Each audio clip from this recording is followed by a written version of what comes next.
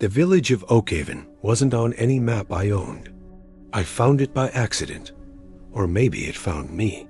My car broke down on a forgotten country lane, and a path I'd never noticed before led me through the woods to a cluster of old, timber-framed houses. Smoke curled from stone chimneys, and the air smelled of damp earth and burning pine. The people were quiet. They watched me with eyes that held secrets as old as the gnarled oaks that surrounded their homes. They offered me a place to stay, a room in the local inn, and told me a mechanic from the next town would be called in the morning. I was grateful, but an unease settled in my stomach, heavy and cold. That first night, I heard the chanting. It was a low, guttural sound that seemed to rise from the very ground. I looked out my window and saw them, the villagers, moving in a slow procession towards the woods. They carried flickering torches that cast long, dancing shadows, and many of them wore masks. Simple, hand-carved wooden masks depicting animals: a stoic owl, a cunning fox, a horned stag. Their faces were blank, expressionless, but the collective energy was anything but. It was a strange, unsettling sight, and I quickly drew the curtains, my heart hammering against my ribs. I told myself it was just some local tradition, a folk festival, nothing to worry about. The next day, no mechanic came. "The lines are down," the innkeeper told me, his smile not quite reaching his eyes. "It happens. The woods are old, and they don't like new things." He offered me a plate of stew, and I ate, feeling like a fly caught in a spider's web. I decided to explore the village, hoping to find a landline or some way to contact the outside world.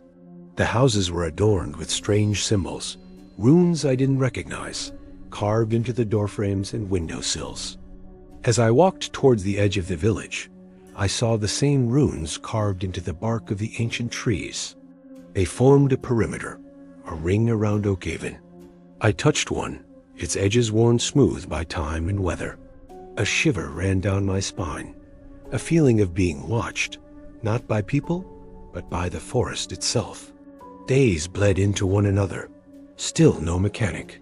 Still no way to leave. I was a prisoner of their strange, quiet hospitality. The villagers were polite, but distant.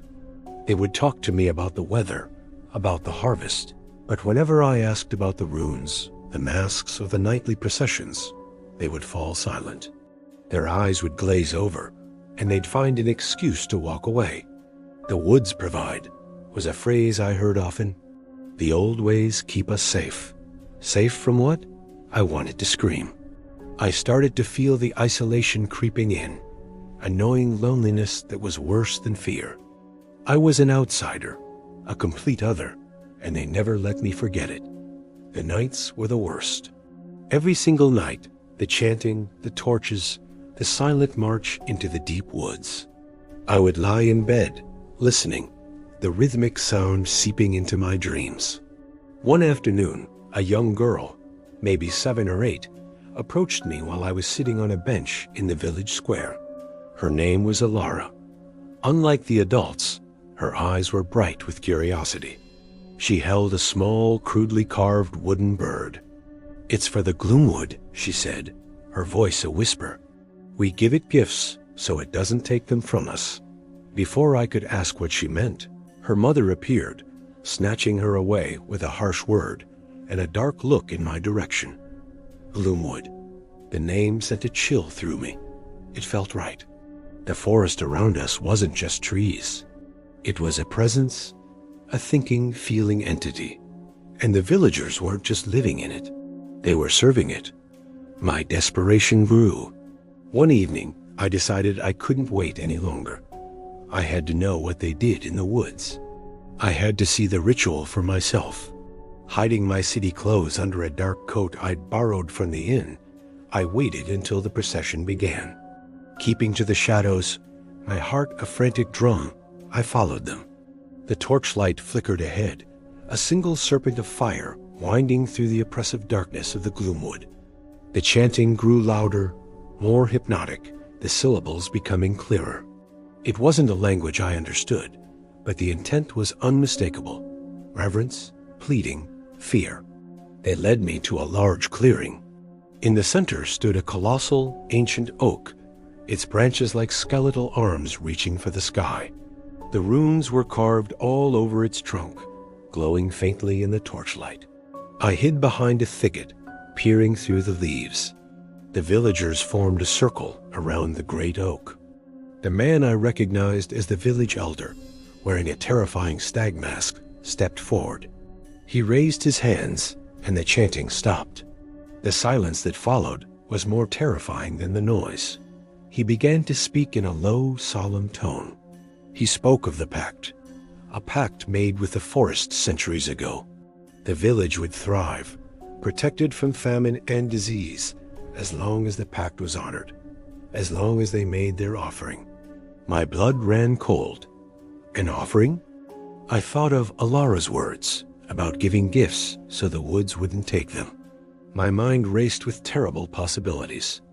What did they sacrifice in this clearing? Then the elder turned, his masked face scanning the darkness. "We have been blessed," he boomed, his voice echoing through the clearing. "The Gloomwood has sent us a gift, a new guardian to join the old ways, an outsider to be reborn in the heart of the wood." Every head, every mask, turned slowly in my direction. They knew. They had known I was following them the entire time. There was no escape. Two large men emerged from the circle, their movements swift and silent. They grabbed me, their hands like iron bands on my arms, and dragged me into the center of the clearing, forcing me to my knees before the great oak. Panic seized me, raw and absolute. I was going to be the offering. But they didn't bring out a knife. The elder approached me, holding not a weapon, but another mask. It was exquisitely carved, more detailed than the others. It was the face of a wolf, its wooden eyes seeming to stare right into my soul. He spoke again, his voice softer now, almost gentle. "Do not be afraid. This is not an end. It is a beginning.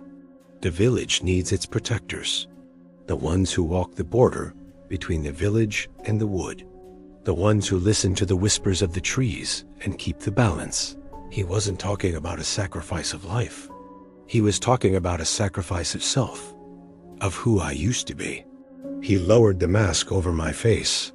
The moment the wood touched my skin, everything changed. The world went silent. My own panicked breathing, the rustling leaves, the heartbeats of the villagers, all of it vanished. And then a new sound flooded my senses. A deep, ancient hum that vibrated through the mask, into my skull, down my spine.